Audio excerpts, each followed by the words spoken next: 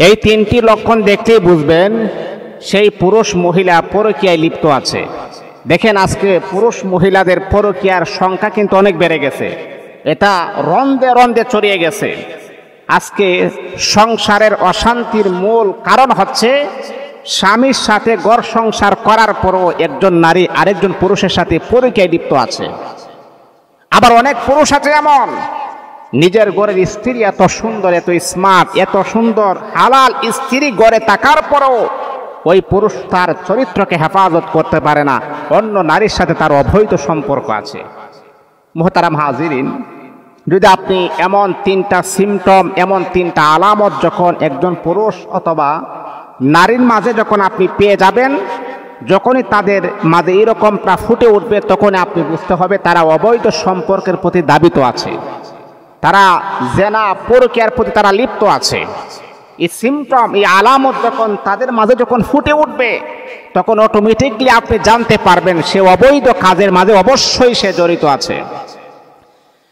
কারণ আল্লাহ পাক রব্বুল আলামিন কুরআনুল কারীমের ভিতরে আমার আল্লাহ বলেন, ওয়ালা তাকরাবুজ জিনা। আল্লাহ পাক রব্বুল আলামিন বান্দাদেরকে বলেন, বান্দীদেরকে আমার আল্লাহ বড় সুন্দর করে বলেন, ও আমার বান্দা বান্দি, তোমরা জিনা করবা দূরের কথা, জিনাহের কাছেও তোমরা কখনো যাইবা না। যদি তোমরা জিনা করো তাহলে তোমরা যতই ইবাদত বন্দেগী করো না কেন, আল্লাহ পাক রব্বুল আলামিন তোমাদের ইবাদত কবুল করবে না। এমনকি আমার আল্লাহ দুনিয়াতে তোমাদেরকে বড় বড় রোগ দিয়ে আমার আল্লাহ তোমাদেরকে ধ্বংস করে দিবেন। এই জন্যে একটা খারাপ বিষয় কখনো মানুষকে সাকসেসফুল আলোর পথ দেখাতে পারে না। এই জন্যে স্বামী হোক অথবা পুরুষ হোক, মা বোনদেরকে আমি বলবো, যখন আপনি দেখতেছেন আপনার স্বামীর মাঝে এমন লক্ষণ ফুটে উঠতেছে, তখন আপনি ভাববেন আপনার স্বামী অন্য নারীর সাথে অবৈধ সম্পর্ক তার আছে। অথবা কোনো পুরুষ আপনি যখন দেখবেন আপনার স্ত্রীর মাঝে এমনটা হচ্ছে, তাহলে বুঝতে হবে আপনার স্ত্রী অন্য কোনো নারীর প্রতি আসক্ত হয়ে আছে, এমন অন্য কোনো পুরুষের প্রতি আসক্ত হয়ে আছে। কি এমন লক্ষণ? এক নাম্বার হলো, মনে রাখতে হবে, যদি কোনো পুরুষ নিজের ঘরে এত সুন্দর স্ত্রী থাকার পরও অন্য নারীর প্রতি যদি তার সম্পর্ক থাকে, তাহলে প্রথম নাম্বার যে ক্ষতিটা হবে, আল্লাহ পাক রব্বুল আলামিন তার চেহারার সৌন্দর্যটাকে আমার আল্লাহ নষ্ট করে দিবেন। মনে রাখতে হবে, অনেক পুরুষ আছে চেহারা সুন্দর আছে কিন্তু তাকে দেখতে বড় ভালো লাগে না। মনে রাখতে হবে, আপনার স্বামী যদি অন্য নারীর সাথে অবৈধ সম্পর্ক করে, পরকীয়া করে, আল্লাহ পাক রব্বুল আলামিন তার চেহারা থেকে নূর আমার আল্লাহ দূরে সরাইয়া দিবেন। চেহারার যে আলো, চেহারার যে নূর, চেহারার যে সৌন্দর্য আল্লাহ পাক রব্বুল আলামিন সেইগুলাকে আমার আল্লাহ দূরে সরাইয়া দিবেন, সেইগুলা থেকে সে বঞ্চিত হয়ে যাবে। মনে রাখতে হবে, এই আমাদের যে চেহারা যে সৌন্দর্য, এটা কিন্তু আসল সৌন্দর্য না। আল্লাহ পাকের নূর প্রদত্ত নূর যদি আপনার চেহারার মাঝে না থাকে, এই সৌন্দর্য কখনো চিরস্থায়ী সৌন্দর্য হতে পারে না। এটা হচ্ছে এক নাম্বার। দুই নাম্বার হলো, আল্লাহ পাক রব্বুল আলামিন কুরআনুল কারীমের ভিতরে আমার আল্লাহ বলেন, যদি কোনো আল্লাহ তাআলার বান্দা বান্দী পরকীয়ায় সম্পর্ক যখন জড়িত থাকবে, পরকীয়ায় যখন লিপ্ত থাকবে, আল্লাহ পাক রব্বুল আলামিন তার হায়াতটাকে আমার আল্লাহ সংকীর্ণ করে দিবেন। এমনকি তার কোনো কিছুই ভালো লাগবে না, মনের ভিতরে অস্থিরতা শুরু হয়ে যাবে, মনের ভিতরে টেনশন শুরু হয়ে যাবে, মনের ভিতরে হয়রানি পেরেশানি কাজ করবে। কারণটা হলো, গুনাহ কখনো কোনো মানুষকে শান্তি আরামদায়ক হতে পারে না। গুনাহগার কখনো সুখে থাকতে পারে না।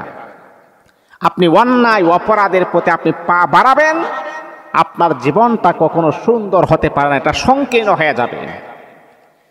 তিন নাম্বার হলো, আল্লাহর হাবিব বিশ্বনবী মদিনার পয়গম্বর বলেন, যারা পরকীয়া নামক মহা বড় গুনাহের কাজ করবে যারা, শুনেন 3 নাম্বার যে ক্ষতিটা হবে, আল্লাহ পাক রব্বুল আলামিন তার কামাই রুজির ভিতরে আমার আল্লাহ কোনো বরকত দিবেন না।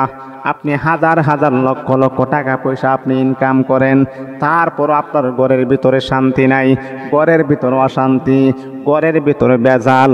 মনে রাখতে হবে, আপনি হাজার নয়, আপনি যদি লক্ষ লক্ষ টাকা পয়সাও ইনকাম করেন, আপনার ঘরের ভিতরে কখনো প্রশান্তি লাভ করবে না।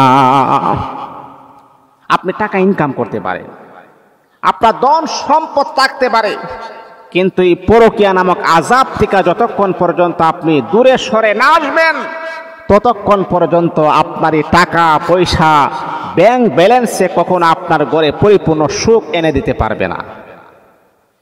এই জন্য আল্লাহ পাক রব্বুল আলামিন বলে, বান্দা, এই পৃথিবীর জমিনে আমি আল্লাহ পাক রব্বুল আলামিন অসংখ্য গণিত কোটি কোটি টাকা পয়সার মালিক ওরা ব্যক্তিরাও পৃথিবীতে বিরাজমান করে, কিন্তু তাদের মনের ভিতরে শান্তি নাই, অশান্তি বিরাজমান করে। অনেক লক্ষ লক্ষ কোটি কোটি টাকা পয়সার মালিকের সাথে আমাদের কথা হয়।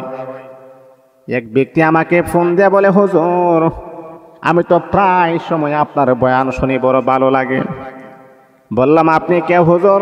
আল্লাহ পাক আমাকে অনেক বড় বড় নিয়ামত দান করেছেন, টাকা পয়সার কোনো অভাব নাই, কিন্তু আমার মনের ভিতরে শান্তি নাই। ওরে আল্লাহর বান্দা, শোনেন, টাকা পয়সা কখনো কোনো মানুষের মনে শান্তি দিতে পারে না।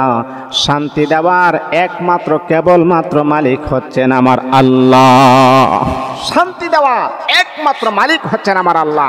টাকা পয়সা কখনো কোনো মানুষকে পরিপূর্ণ শান্তি দিতে পারে না। এই জন্য আল্লাহ প্রদত্ত শান্তি যদি আপনি চান, তাহলে আপনাকে পরকীয়া নামক আযাব থেকে আপনাকে ফিরে আসতে হবে, তার থেকে আপনাকে বেরিয়ে আসতে হবে, হালাল পথে চলতে হবে, হারাম পথকে আমরা ঘৃণা করতে হবে, তাহলে আপনার